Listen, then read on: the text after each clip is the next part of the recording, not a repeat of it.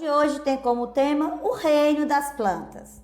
Essa diversidade das plantas, como elas estão organizadas. Primeiro, elas são organismos eucariontes, pluricelulares e autótrofos. Então, todas as plantas são pluricelulares, autótrofos e eucariontes, né? Elas produzem seu próprio alimento através de um processo chamado fotossíntese.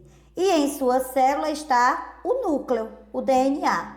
Então, há uma enorme diversidade de plantas, delas no mundo inteiro, né? Além de constituírem a base de muitas cadeias alimentares, esses organismos são utilizados como matéria-prima na produção de alimentos, medicamentos, cosméticos, tecidos, papéis, combustíveis, construção de abrigo, na indústria moveleira e em diversas atividades humanas, incluindo ao lazer.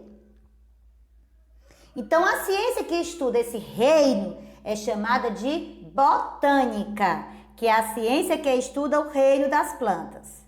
Então, por esse processo chamado fotossíntese, as plantas convertem água e gás carbônico em matéria orgânica, utilizando o quê? A luz solar como fonte de energia.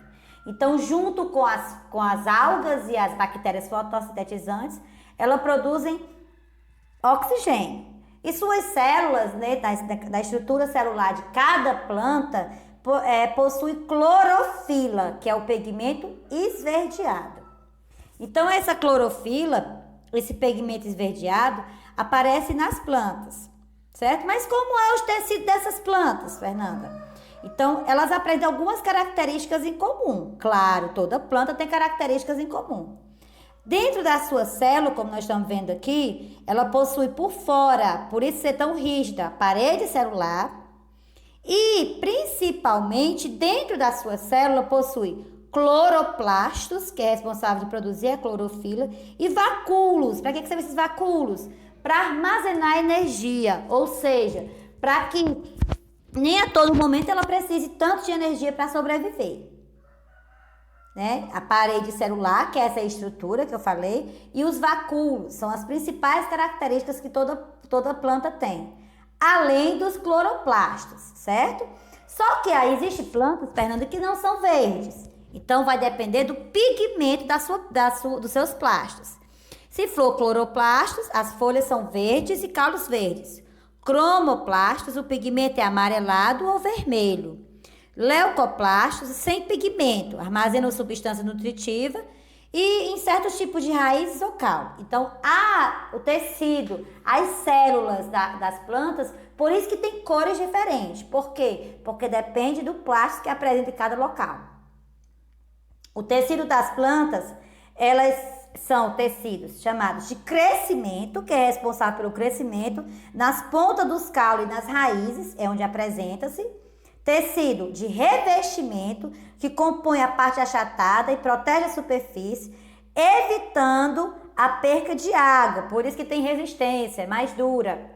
Tecidos de condução, ou seja, para conduzir a seiva mineral, que vai da raiz até as outras regiões da planta, e a seiva orgânica, que vai das folhas para as outras regiões. Então, a condução, o tecido que conduz da raiz até as folhas é o xilema. E das folhas até a raiz é o floema. Das folhas até a raiz, sim, porque a partir das folhas que acontece a fotossíntese. Na planta também, nos vegetais no geral, possui tecido chamado de sustentação, ou seja, paredes grossas que têm a função de sustentar a planta no chão. Dá suporte à planta de proteção. Então, olha os exemplos aqui nessa planta. Onde é que ficam os tecidos de revestimento, de sustentação, de crescimento e de condução? Né? Por meio dessa nutrição é que as plantas se desenvolvem e crescem. Ela se nutre como? Primeiro, absorvendo água e sais minerais. De onde? Do solo, do substrato, onde essas substâncias contêm seiva mineral.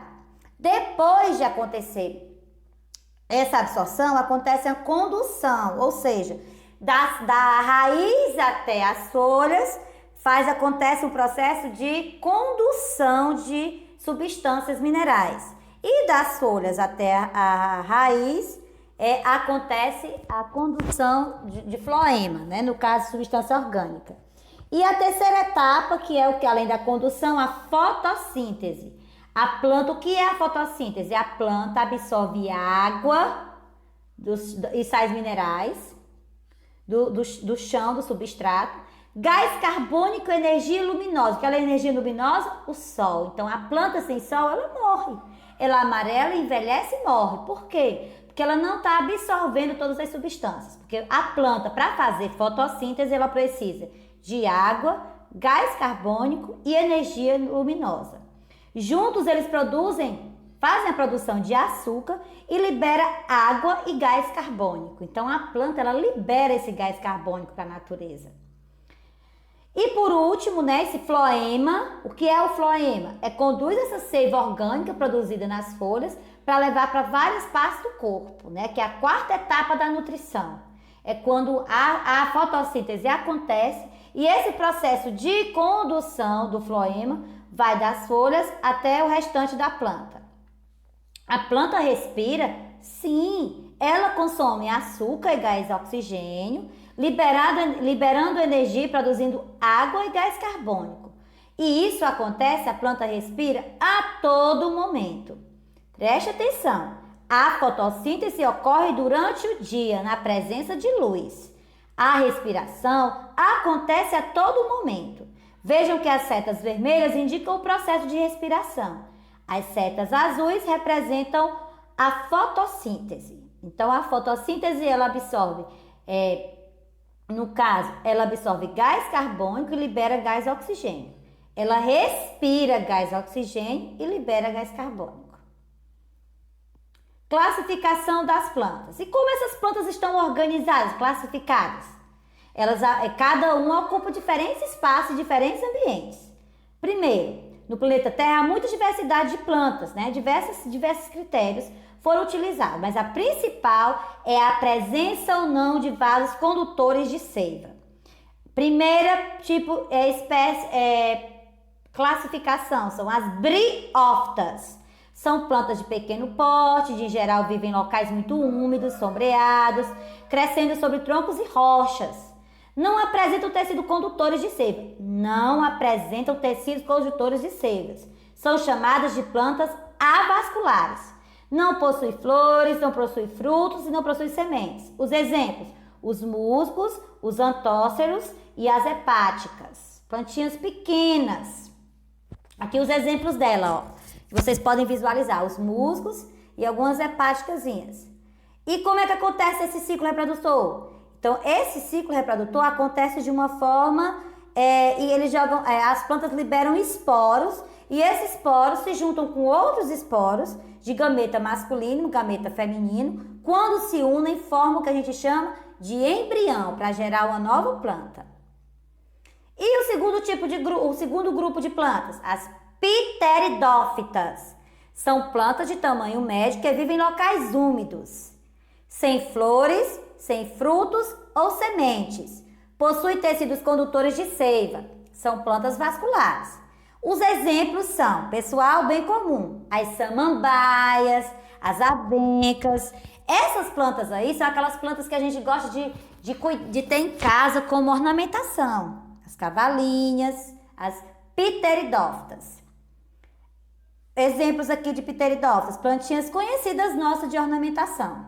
E como é que as pteridófitas se reproduzem? Do mesmo jeito, através por germinação, por esses florinhos aí, ó, que são esses pedacinhos, vocês podem olhar bem de perto, são pontinhos pretos que são liberados pelas samambaias, por exemplo, e são jogadas em outro terreno para formar um novo seio, né? Vejam aí que elas brotam muito facilmente. Terceiro grupo das plantas, gimnospermas. São plantas que atingem grande porte e vivem preferencialmente em regiões de clima frio e temperado. São vasculares. As sementes, pessoal, são nuas. O que é semente nuas? Não possui fruto.